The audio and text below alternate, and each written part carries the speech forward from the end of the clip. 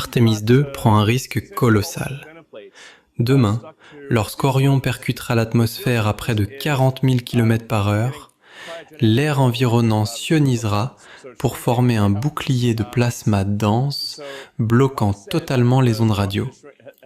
L'équipage verra ses hublots submergés par une lueur blanche aveuglante, ressentira l'écrasement des forces G et entendra l'atmosphère se déchirer littéralement autour de la capsule. À cet instant, à Houston, les écrans du centre de contrôle s'éteindront. Plus de télémétrie, plus de liaison.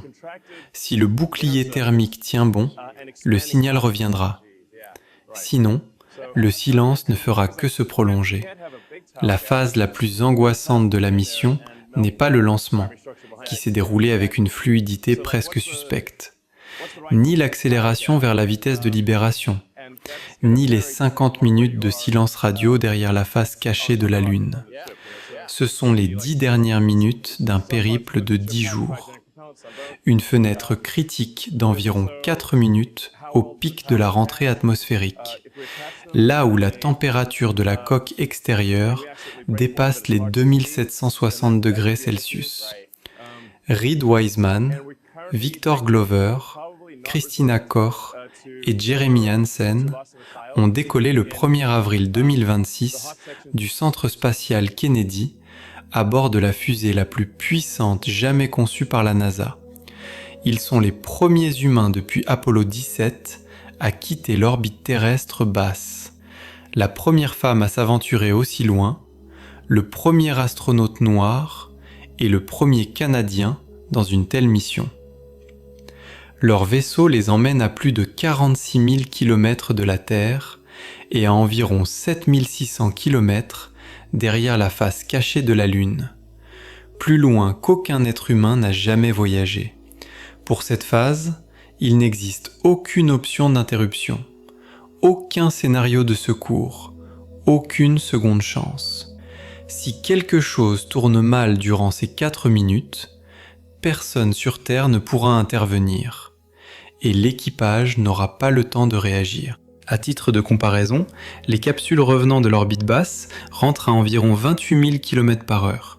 C'est rapide, mais ce sont des paramètres maîtrisés sur des centaines de missions. Ici, tout est différent. Aux vitesses hypersoniques, l'enveloppe de plasma absorbe et réfléchit les ondes radio sur quasiment toutes les fréquences. Aucun signal ne sort, aucun n'entre. Pendant ces minutes, les contrôleurs à Houston resteront figés devant des écrans vides, dans l'attente. Quant à l'équipage, enfermé dans une capsule chauffée aux limites de ses capacités, il ne pourra compter que sur l'ingénierie et attendre que le plasma commence à se dissiper. Orion frappera l'atmosphère à plus de 40 000 km/h, soit la vitesse maximale jamais atteinte par l'homme. À un tel régime, les molécules d'air devant la capsule n'ont pas le temps de s'écarter. Elles se compriment en une onde de choc, surchauffent et s'ionisent, devenant plasma. La température à la surface du bouclier thermique monte au-delà de 2760 degrés Celsius. Pour rappel, l'acier de construction fond aux alentours de 1370 degrés Celsius, et le titane perd sa résistance vers 1670 degrés Celsius.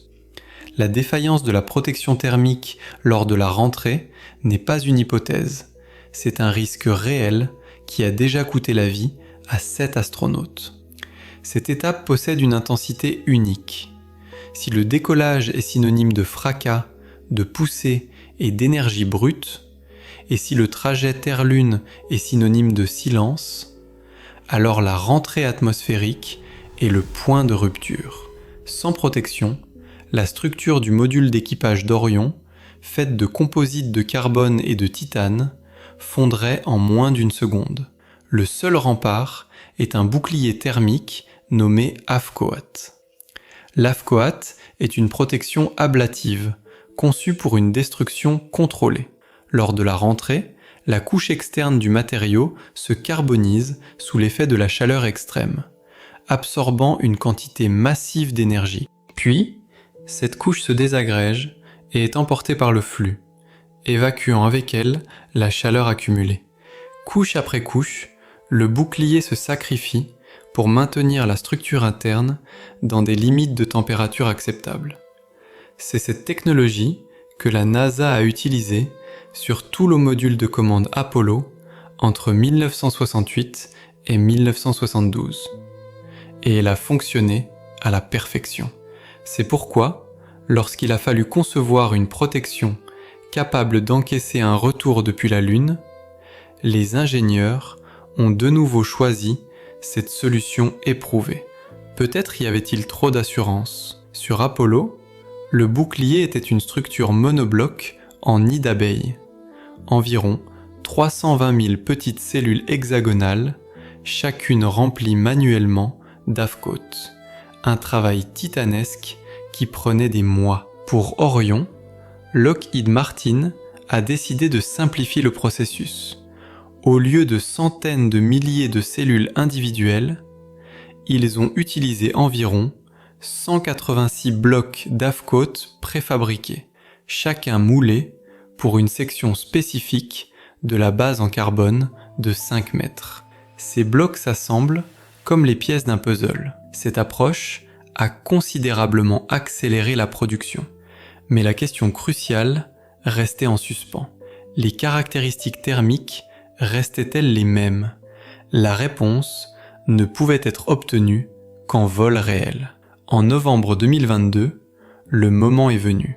La mission Artemis 1 a envoyé un vaisseau Orion non habité pour un vol de 25 jours autour de la Lune. Quasiment tout s'est déroulé à la perfection, et la mission était déjà qualifiée de succès.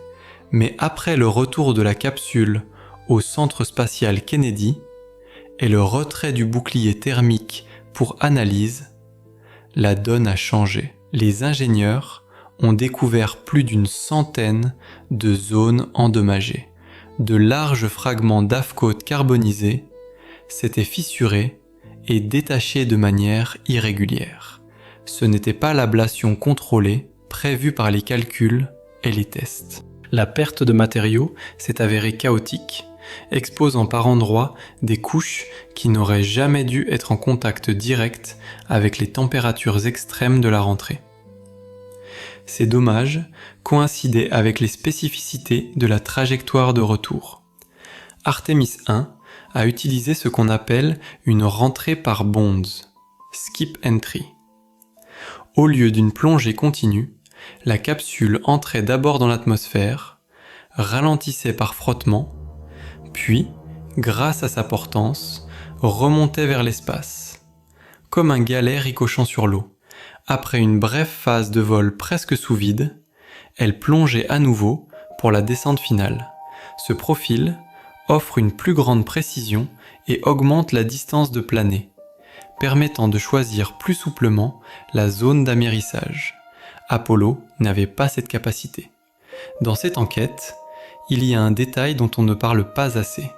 Malgré plus d'une centaine de zones où le matériau carbonisé a été perdu, la température à l'intérieur de la cabine d'Orion n'a jamais dépassé 21 degrés Celsius, 70 degrés Fahrenheit. La protection thermique a, de fait, surpassé les attentes. L'Afcoat remplissait sa mission et bloquait la chaleur. Le problème était ailleurs. Le matériau se désintégrait de façon hétérogène et personne ne pouvait prédire avec précision où et en quelle quantité il s'écaillerait lors de la prochaine rentrée. Pourtant, la NASA n'a pas changé le bouclier thermique pour Artemis 2. Il était déjà fabriqué et installé sur le module d'équipage. Et son remplacement aurait signifié des années de retard supplémentaires pour un programme déjà décalé de 2024 à 2025, puis à 2026, en raison de problèmes techniques, météorologiques et de fuites d'hydrogène. Au lieu d'une refonte totale, le profil de rentrée a été modifié. La manœuvre par bonds a été purement et simplement supprimée. Désormais, Orion entrera dans l'atmosphère selon une trajectoire plus raide et directe. avec un impact plus brutal, mais sur une durée plus courte. Sans pause, sans sortie intermédiaire où les gaz pourraient s'accumuler et fracturer le bouclier de l'intérieur. Le prix de cette décision est évident. Des forces G plus élevées, des contraintes structurelles accrues, un pic de chaleur plus intense et moins de flexibilité pour la zone d'amérissage. La NASA a mené une série de tests sur des échantillons d'AFCOT sous ce nouveau profil. Des scénarios ont été modélisés où le bouclier perdait bien plus de matériaux que lors d'Artemis 1. Dans tous les cas, la cabine conservait son intégrité. Selon les estimations optimistes, le risque de perte de l'équipage est d'environ 2%. Dans les prévisions les plus pessimistes, on frôle une probabilité d'une chance sur 2. Pour rappel, le niveau de risque acceptable officiel pour le programme Artemis est fixé à 1 sur 30. La rentrée elle-même reste l'étape critique. L'angle doit être calculé avec une précision millimétrique. Trop plat, et la capsule rebondit vers l'espace. Trop raide, et les forces G ou la chaleur dépasseront les limites admissibles. Le bouclier doit tenir, les parachutes doivent se déployer selon une séquence millimétrée, la cabine doit rester étanche. Tout se joue en quelques minutes, à des vitesses où l'air devient un enfer de feu. Le diamètre du bouclier thermique d'Orion est d'environ 5 mètres. C'est le plus grand bouclier ablatif jamais créé pour un véhicule habité. Seuls quelques centimètres de matériaux, conçus pour se consumer de manière contrôlée, séparent 4 êtres humains d'un plasma capable de vaporiser le métal plus vite qu'un homme ne peut le réaliser. Passé le pic de chaleur, si le bouclier résiste, Orion se déplace encore à haute vitesse. À environ 7600 mètres d'altitude, 2 parachutes extracteurs se déploient, stabilisant la capsule et ramenant la vitesse à environ 480 km/h. Ensuite, 3 parachutes pilotes déploient les coupoles principales. 3 immenses parachutes qui réduisent la vitesse de chute à environ 27 km/h. L'amérissage est prévu dans le Pacifique, au large de San Diego, où l'équipage sera accueilli par un navire de transport de la Navy. Si tout réussit, Artemis 2 confirmera l'essentiel. Pas seulement la capacité de voler vers la Lune et d'en revenir, cela, Artemis 1 l'a déjà démontré. Désormais, l'objectif est de prouver qu'Orion peut ramener des humains de l'espace lointain en toute sécurité, que le bouclier thermique encaisse les températures extrêmes et que le profil de rentrée modifié résout le problème de pression et de dégradation du matériau. Sans cela, la prochaine mission, Artemis 3, qui prévoit un alunissage, ne pourra avoir lieu. Mais il existe un autre facteur de risque. Le vol se déroule au pic du 25e cycle solaire, alors que l'activité de notre étoile est à son maximum. Au-delà des ceintures de Van Allen, une forte éruption solaire pourrait délivrer une dose de radiation dangereuse. À l'intérieur d'Orion, un petit abri anti-radiation est prévu, l'endroit le plus protégé où l'équipage peut se réfugier en cas de tempête solaire. Mais l'efficacité réelle de ce dispositif dans le pire des scénarios, avec des humains à bord, n'a pas encore été testée. Les 4 membres d'équipage ont étudié les données sur la protection thermique, vu les dommages d'Artemis 1, analysé le nouveau profil de descente, les estimations de risque et les résultats de tests. Et malgré tout, ils ont pris place dans la capsule. Reid Wiseman a passé des années à apponter des chasseurs sur des porte-avions de nuit, ce qui revient à garer un véhicule à 250 km/h sur une plateforme mouvante de la taille d'un court de tennis, dans le noir complet au-dessus de l'océan. Victor Glover a effectué des missions de combat et a déjà servi à bord de l'ISS. Christina Koch a passé 328 jours en orbite, un record féminin à l'époque. Jeremy Hansen est pilote de CF-18 et le seul de l'équipage à n'avoir jamais volé dans l'espace. Aux alentours du 10 avril, Orion atteindra le point d'entrée, à environ 122 000 mètres d'altitude, là où l'atmosphère commence à jouer son rôle. Le contrôle passera à l'ordinateur de bord, qui à l'aide de petits moteurs, corrigera l'angle d'attaque pour guider la capsule vers la zone d'amérissage. Durant les 90 premières secondes, la température dépassera les 2000 degrés. Le plasma enveloppera la coque et la liaison sera rompue. Pendant 4 minutes, l'équipage sera seul face à la physique, sans contact, sans soutien. À Houston, l'équipe fixera les écrans vides et attendra. La simulation n'est pas la réalité, et tout le monde en est conscient. Quand le signal reviendra, le premier paquet de données donnera la réponse à la question cruciale. Le bouclier a-t-il tenu ? Il y a 54 ans, les hommes ont cessé de voler vers la Lune. La technologie existait, les fusées existaient, les équipages existaient, mais les vols se sont arrêtés. Depuis, l'orbite basse est restée notre seule frontière. Artemis II, c'est le retour. Un premier pas prudent. 4 personnes pilotent un vaisseau qui n'a jamais volé, avec un équipage dans un espace déserté depuis 2 générations, sous la protection d'un bouclier qui a déjà montré des failles.